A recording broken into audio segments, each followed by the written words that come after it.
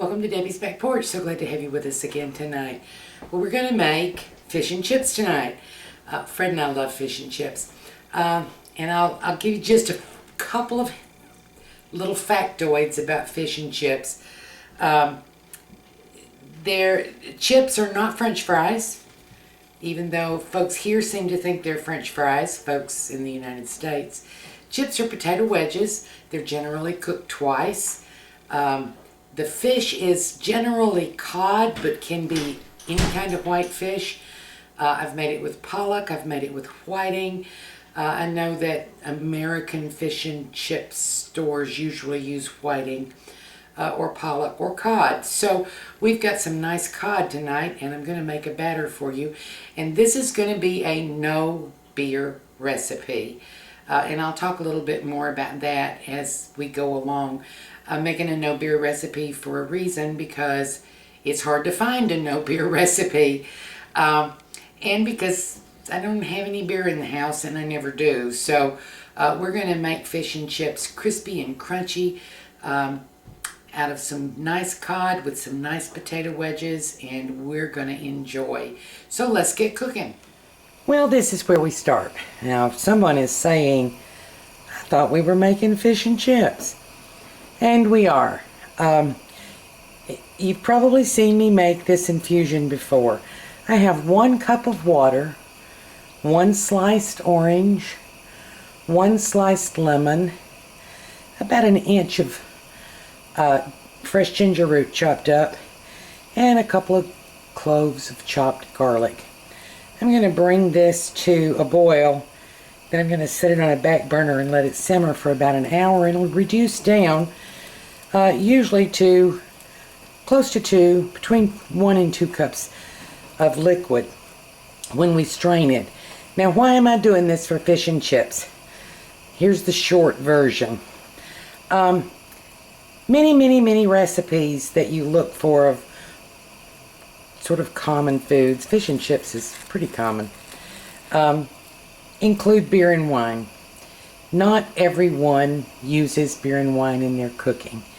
When I was looking for different recipes for this, which I do, I always look around and see how other people do things and learn something sometimes. So when I was looking for videos on fish and chips, it was very difficult to find one that didn't have beer in the batter. Nothing wrong with beer. It's just that not everyone uses beer and not everyone uses wine in their cooking. And so folks should be able to find a fish and chips video with no beer. Some people don't have beer and wine in their house because of the expense. Some people don't drink. Some people have alcohol allergies. If you'll notice my videos, you've probably never seen me use beer or wine because we just don't buy it. We just don't have it in the house. This video is going to show you a way to substitute for what beer brings to the recipe, which is not just flavor but also acid. And so I make an infusion when I'm making a batter, and this is how I make it. So once this infusion is done, we're going to get started, and I'll be back. So fish and chips has 2 stars. The fish, of course, and the chips. And as I said, chips are not really French fries. Chips are potato wedges. If you like to have French fries with your battered fish, please feel free. But just for the purpose of an instructional video, we're going to make potato wedges. One of the things you want to try to do is to get them as close to the same size as possible. So I'm going to make them a little bit bigger on the sides and then a little thinner in the middle. And you may notice I'm using fairly small potatoes.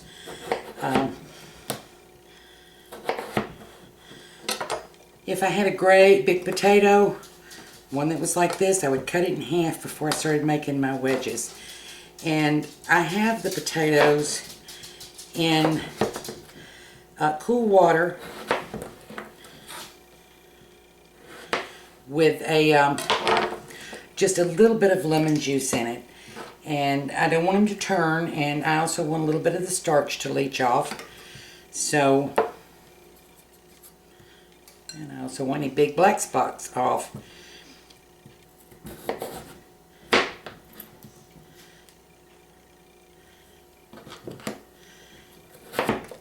And you don't have to get these exactly uniform, but you do want them to be close to the same size, not just for appearance, but so that they cook at about the same rate.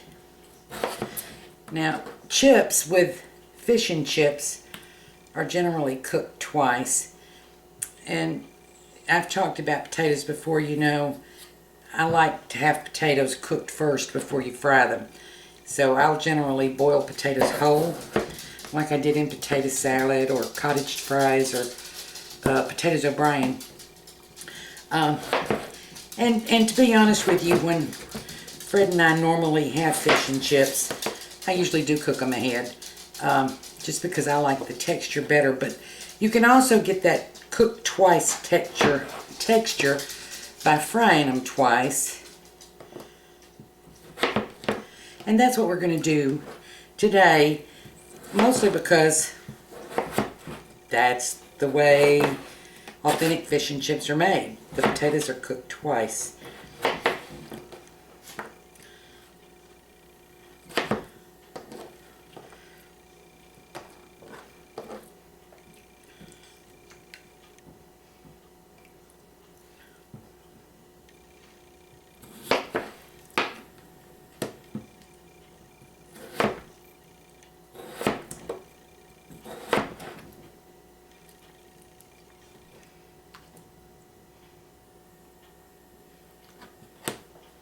Whoops. Somebody in the group was talking about black spots in potatoes the other day. It does seem like this time of year a lot of potatoes have black spots. Always from poor storage. It can be from poor growing. So here's our potatoes. This is star number 1. We'll be back in a second and I'll talk to you about star number 2, the fish. Now here we have a pound of fresh cod.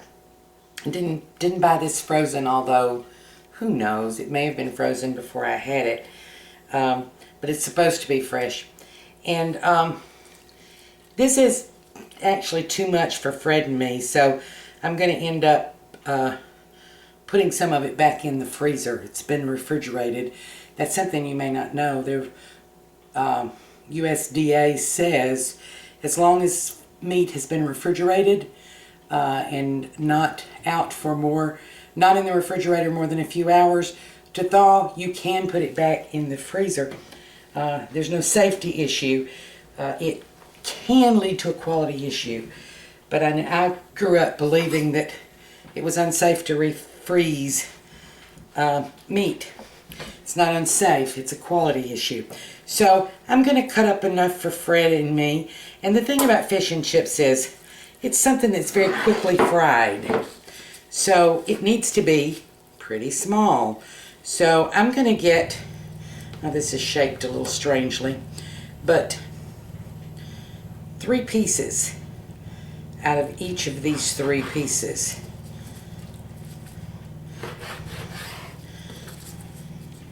You're aiming for just a couple ounces a piece.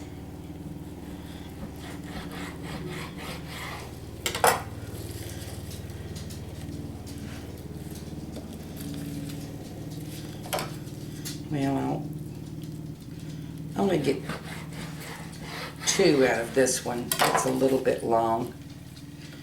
And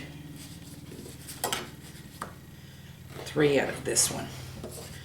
And these longer pieces are thinner. I don't know how to show you that, but I'm aiming for not exactly the same size. Of course, you can't get them exactly the same size, but for close to the same size in weight, so that they'll cook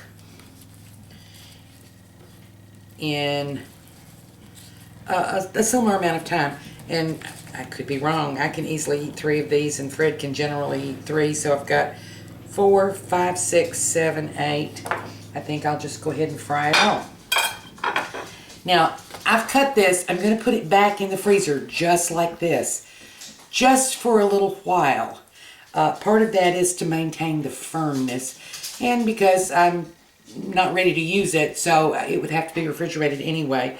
But when you get fish and chips at most fish stores, they are fish and chip restaurants and stores, they start with partially frozen fish. It just holds together better that way, cooks better that way. So I'm going to leave this in the refrigerator for only about 15 minutes to firm it up. And while I'm doing that, I'll show you the rest of the process. Got flour all over me. So this is the infusion that I showed you earlier. And I let it sit and simmer for about an hour. And I'm going to cut down through the oranges and the lemons and these little pieces of ginger that I've got down in here and the garlic. I'm going to get the goodie out. Get it down into the liquid.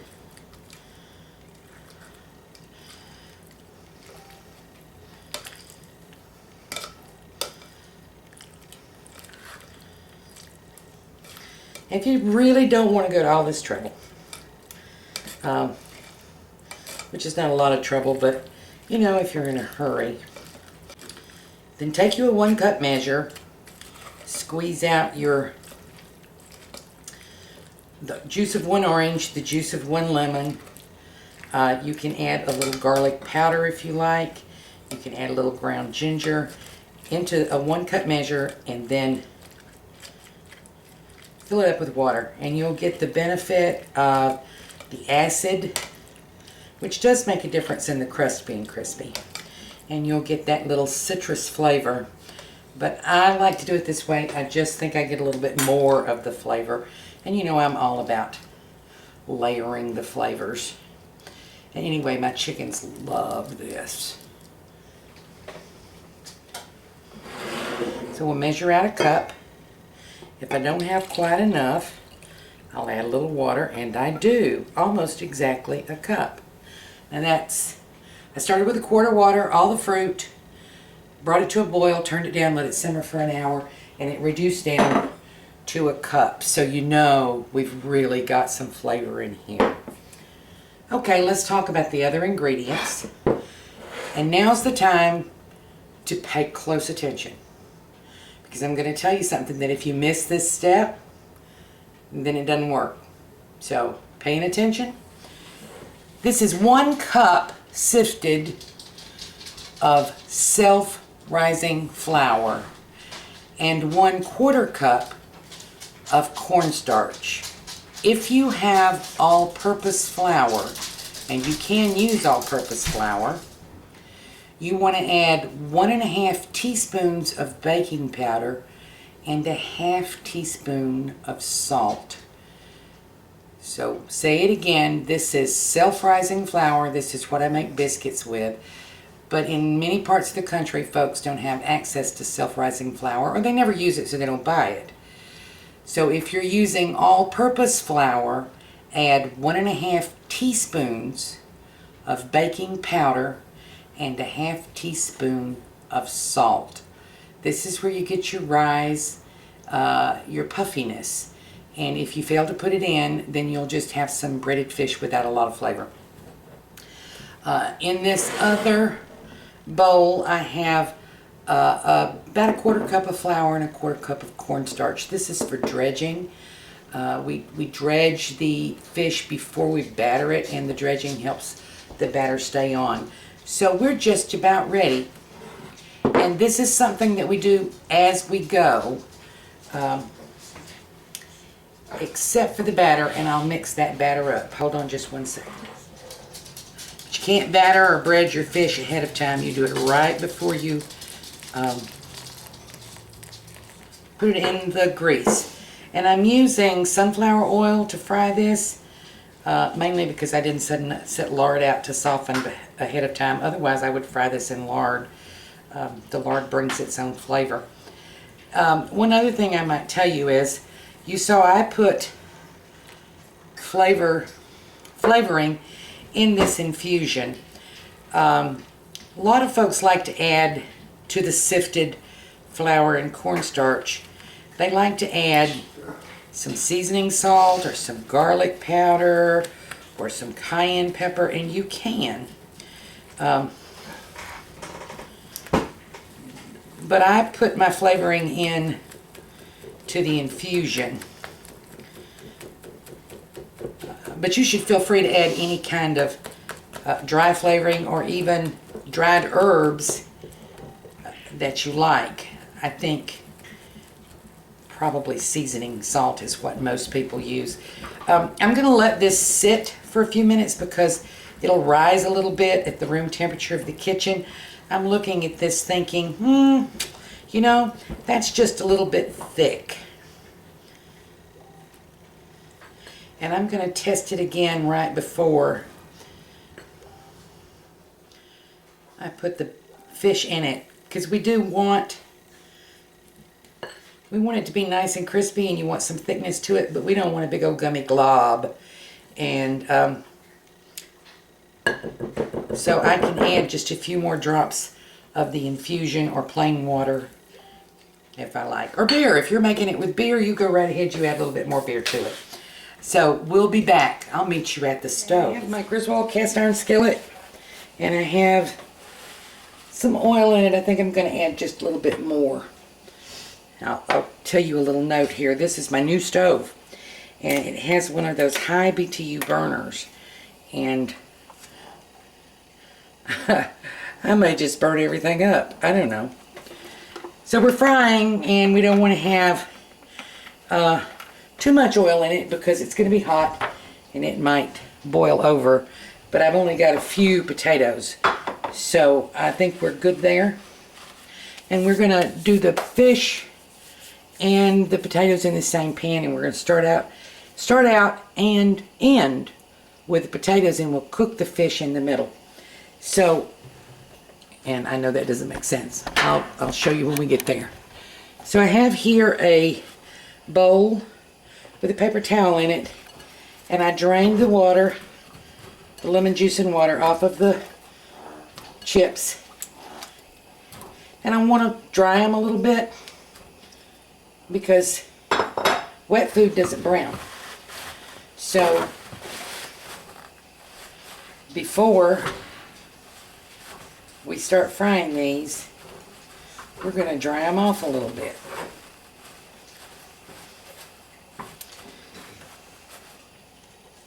And the oil's getting hot.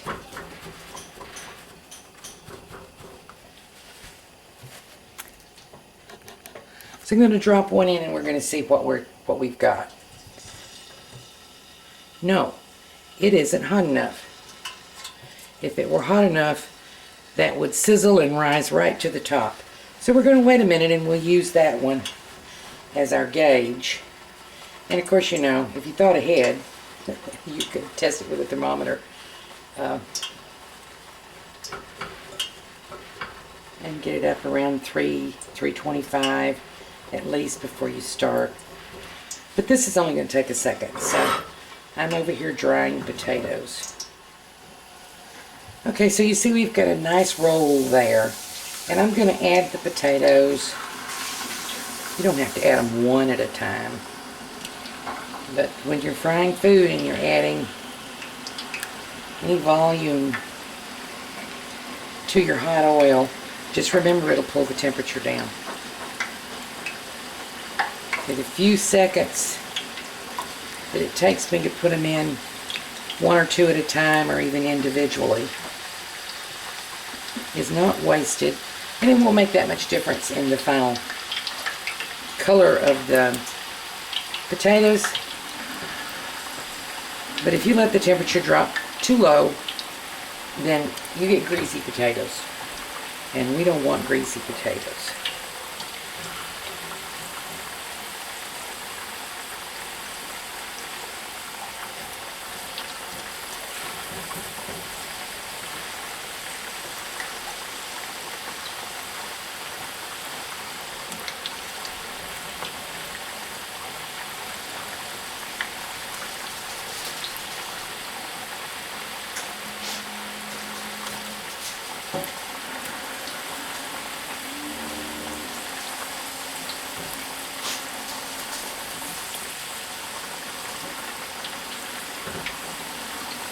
And careful, don't burn yourself. That is hot oil.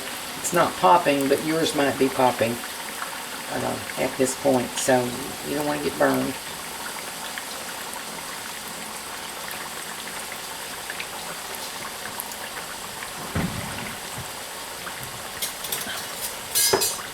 Now you don't want to mess with them much, but you do want to run something under them and make sure they're separated.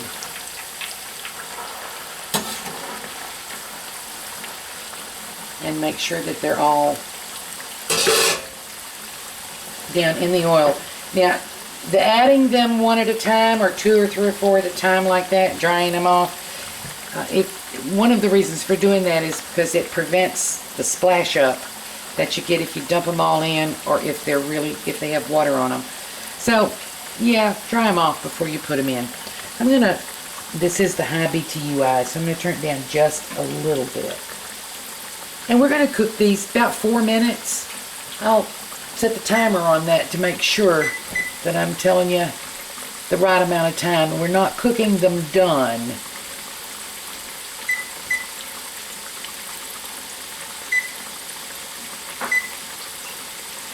Because they're going to get another cook.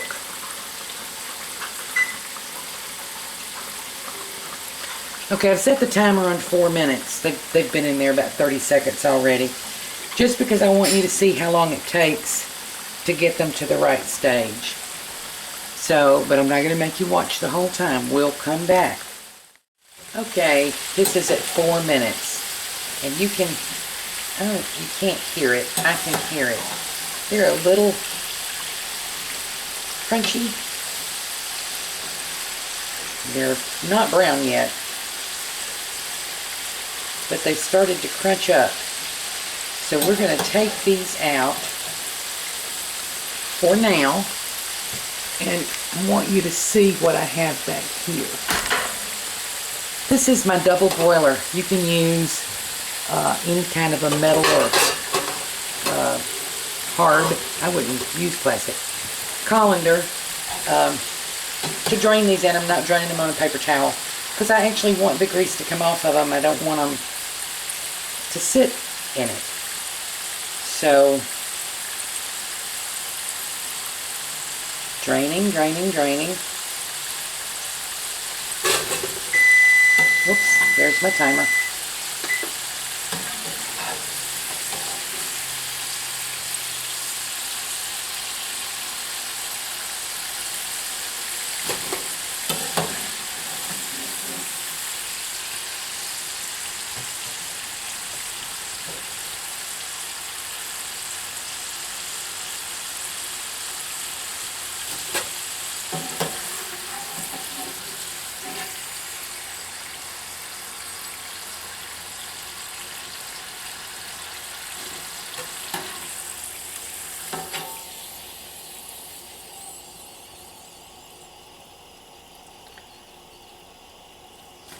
Okay, I'm going to turn the heat down on this while I get my fish and the batter and everything together, and then we'll be right back. Okay, I have everything set up here sort of in assembly line.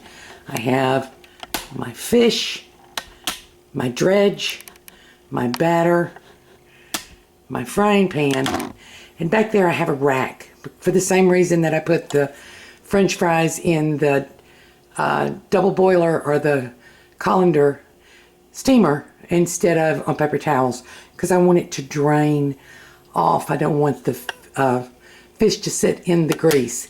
Let's talk about the batter. I don't know how to show you this, but it's just a little tiny bit too thick. And so I'm going to put, that's about a tablespoonful of water.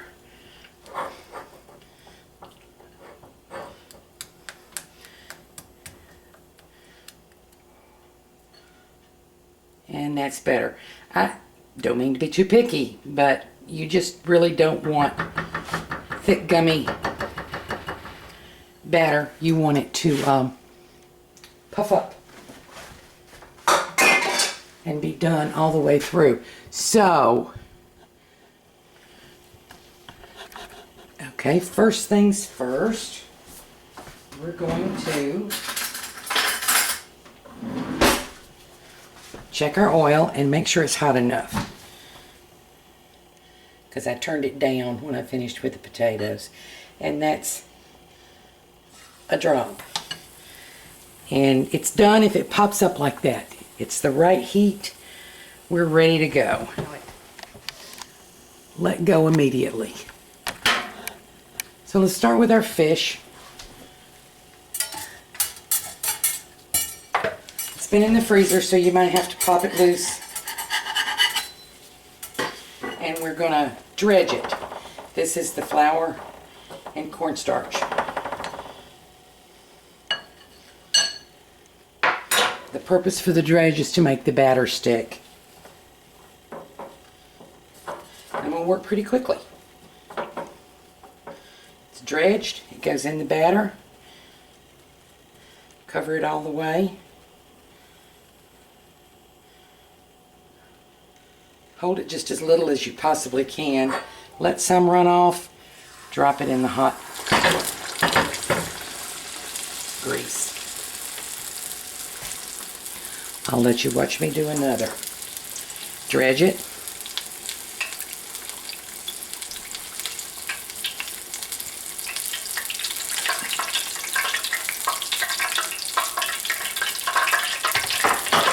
In the batter. Make sure it's covered well. Let just a little drain. Drop it in. I'm going to do it 2 pieces at a time. I'm going to do it 2 pieces at a time. Don't want it to be too crowded. Don't want to break the crust. And it doesn't take long.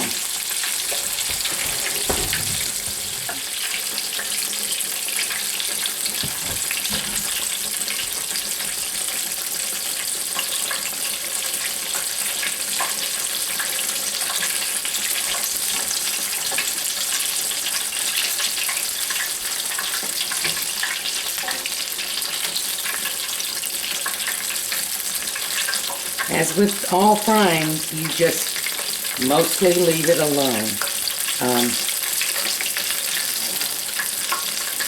You never want to turn it until you have a nice crust.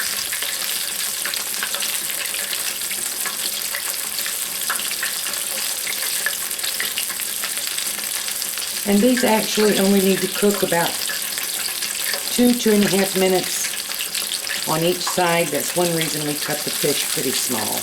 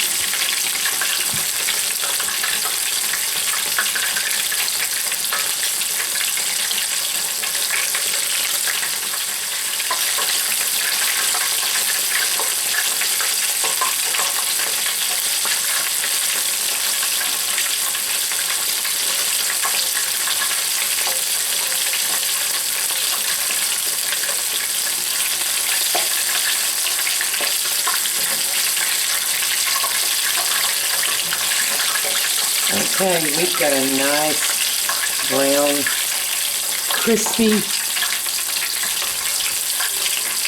piece of fish here. Drain, drain, drain. And then I'm going to put it on this rack over here.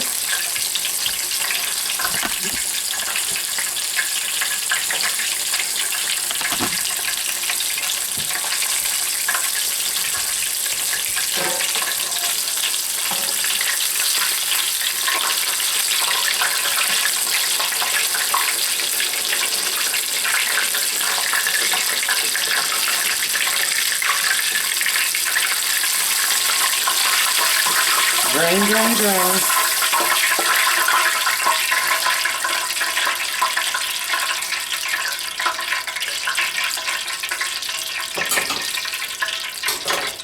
And I'll do a couple more pieces for you. Dredge.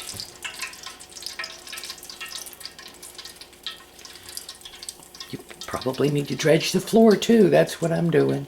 Dredge. Batter.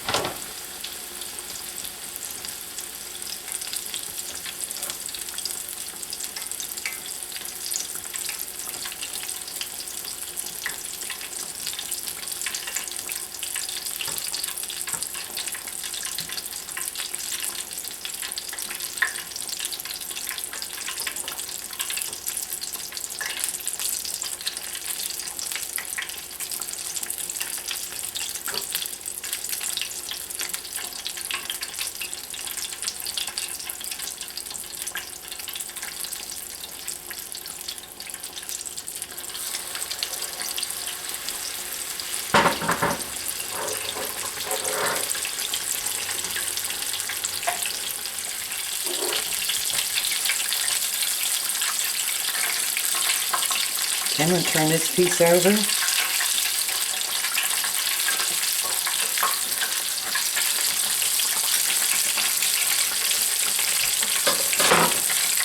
So I'm going to finish this up, and I'll plate this up for you and show you what we got. Well, I have the last two pieces almost done, but I'll show you what we have so far. When these two are done, I'll show you how we finish up the fries. That'll be just a minute. Be right back. Okay, I have a few little crunchies left down in there. I'm going to leave those little crunchies. And we're going to drop these fries back in this hot grease and let them crisp up and brown. Probably about 2 minutes. And maybe where our fish will be cool enough that we can eat it.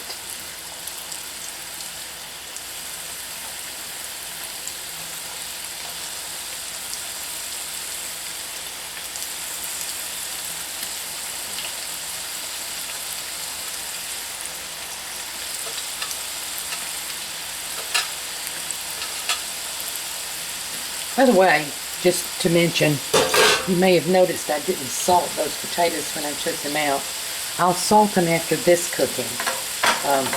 You may not know, but if you salt food in the oil, the salt will break the oil down and it'll go rancid more quickly. It's just not good for it. So I'll salt these while they're still hot and still have some oil on them when I take them out. Be right back.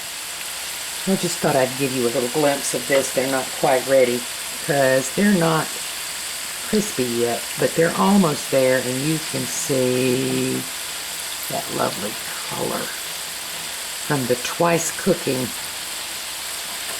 They will be moist and juicy inside. About ready to plate this up. That looks pretty. I know I keep telling you I'm going to plate it up, but I'm going to sprinkle just a little kosher salt on top of these.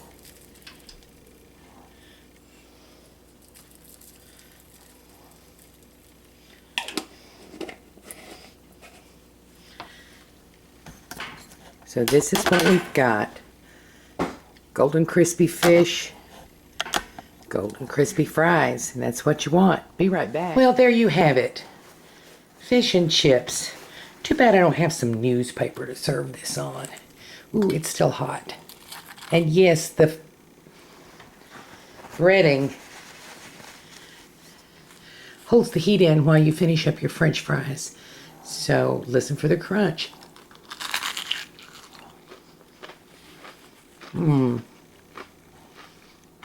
Nice and done all the way through. You know, someday I'm going to get a cameraman. You can actually watch me eat.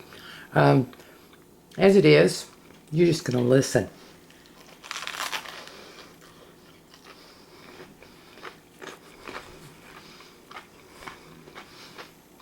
That's so good. And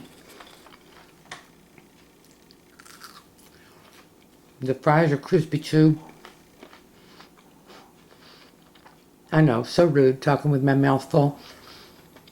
One little note, the batter recipe just barely was enough for the pound of cod. So you may want to make just a little bit more, or a little bit more batter, or a little bit less fish. But in any case, it's wonderful batter, and you can taste the citrus, and it's crispy. So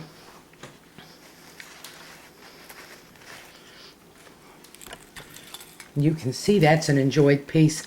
Fred and I are going to chow down. Hope you try this. Thank you for joining us on Debbie's Back Porch for fish and chips. See you tomorrow. We'll be in the garden.